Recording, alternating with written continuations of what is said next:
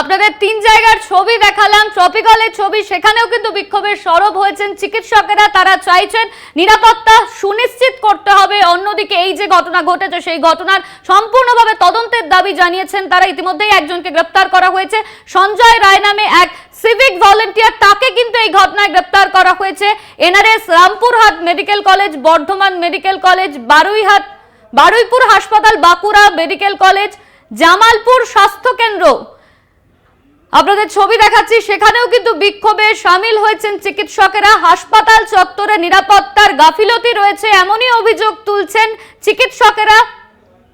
কর্মবিরতিতে junior চিকিৎসকেরা অভিযুক্তের শাস্তির দাবি করেছেন তারা। দোষীর কড়া শাস্তির দাবি জানাচ্ছেন এই চিকিৎসকেরা।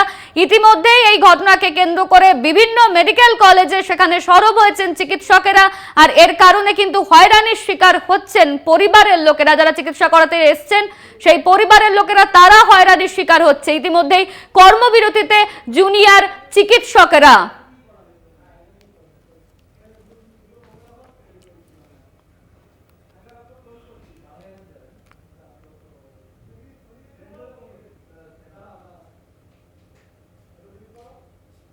আপনাদের ছবি দেখাচ্ছি, এনআরএস এবং Rampurhat medical college, Bardhaman medical college, Baruipur হাসপাতাল, বাঁকুড়া মেডিকেল কলেজ, জামালপুর স্বাস্থ্য কেন্দ্র, সেখানেও চিকিৎসকেরা তারা বিক্ষোভ দেখাচ্ছেন।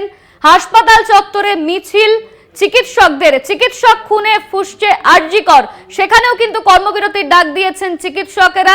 তারা সম্পূর্ণভাবে তদন্তের দাবি জানাচ্ছে এবং এই নিরাপত্তার যে গাফিলতির কথা বারবার সামনে আসছে, যে কি করে একটা সেমিনার হলে একজন সিভিক ভলেন্টিয়ার তিনি ঢুকে গেলেন, এই নিয়ে বারবার প্রশ্ন উঠছে। সেই নিরাপত্তা সুনিশ্চিত করতে হবে এমনই দাবি জানাচ্ছেন কিন্তু চিকিৎসকেরা। ইতিমধ্যে এই ঘটনাকে কেন্দ্র করে লালবাজারের তরফে একজনকে গ্রেপ্তার করা হয়েছে, একজন সিভিক ভলেন্টিয়ার সঞ্জয় রায়কে গ্রেপ্তার করেছে পুলিশ।